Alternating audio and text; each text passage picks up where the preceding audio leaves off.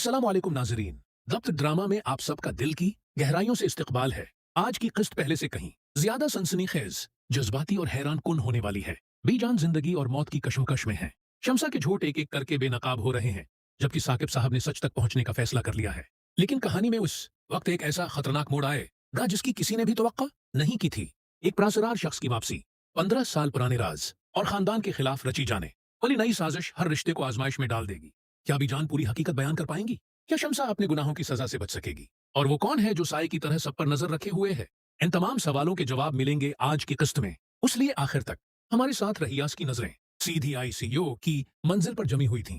चेहरा नकाब से छिपा हुआ था, लेकिन उसके अंदाज से साफ जाहिर हो रहा था कि वो यहाँ किसी आम मुलाकात के लिए नहीं आया। दूसरी तरफ साकिब साहब लिफाफे में मौजूद तस्वीरों को बार बार देख रहे थे। हर तस्वीर उनके जहन में एक नया सवाल पैदा कर रही थी। अचानक उनकी नजर एक तस्वीर के कोने पर लिखी तारीख पर गई। वो तारीख वही थी जिस दिन पूरा खानदान ये समझ बैठा था कि वो शख्स दुनिया से जा चुका है। साकिब साहब बेख्तियार बोल उठे, ये नामुमकिन है। अगर ये शख्स जिंदा है तो फिर इतने साल हम सबसे झूठ क्यों बोला गया? इसी लम्हे नकाबपोश शख्स अस्पताल के कॉरिडोर में दाखिल हुआ। उसने उधर उधर देखा, फिर खामोशी से बीजान के कमरे की तरफ बढ़ने लगा। लेकिन किस्मत को कुछ और ही मंजूर था। ज़ारा ने दौर से उसे देख लिया। उसे इस शख्स की चाल कुछ जानी पहचानी महसूस हुई। वो फौरन उसके पीछे चल पड़ी। जैसे ही नकाबपोश शख्स आई सीईओ के करीब पहुंचा, ज़ारा ने बुलंद आवाज में कहा, रुक जाओ, तुम कौन हो? ये आवाज सुनते ही वो शख्स तेजी से भागने लगा। अस्पताल के कॉरिडोर में भगदड़ मच गई। सिक्योरिटी गार्ड्स भी उसके पीछे दौड़ पड़े। दौड़ते हुए उस शख्स की जेब से एक पुराना लाकट जमीन पर गिर गया। ज़ारा ने लाकट उठाया और जैसे ही उसे खोला, उसके अंदर मौजूद तस्वीर देख कर उसकी सांसें रख गईं। वो तस्वीर साकिब साहब, बीजान और एक छोटे बच्चे की थी, मगर वो बच्चा एला या ज़ारा नहीं था। ज़ारा कानपती हुई साकिब साहब के पास पहुंची और लाकट उनके हाथ में दे दिया।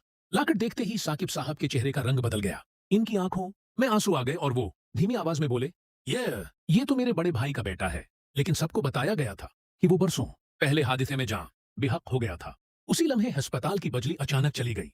पूरा कॉरिडोर अंधेरे में डूब गया और आईसीयू के अंदर से बीजान की चीख सुनाई दी। जब चंद लम्हों बाद इमरजेंसी लाइट्स जले तो सब लोग दौड़कर अंदर पहुंचे, लेकिन बीजान के बस्तर के पास कोई खड़ा था और उसके हाथ में एक इंजेक्शन था। साकिब साहब ने गुस्से से पुकारा, कौन हो तुम? और वो शख्स आहिस्ता आहिस्ता उनकी तरफ मड़ा। उसका चेहरा देखते ही साकिब साहब के कदमों तले जमीन निकल गई, क्योंकि वो कोई अजनबी नहीं बल्कि खानदान का वो फर्द था जिस पर सबसे ज्यादा भरोसा किया जाता था। कमरे में मौजूद हर शख्स हैरत से उस शख्स को देख रहा था।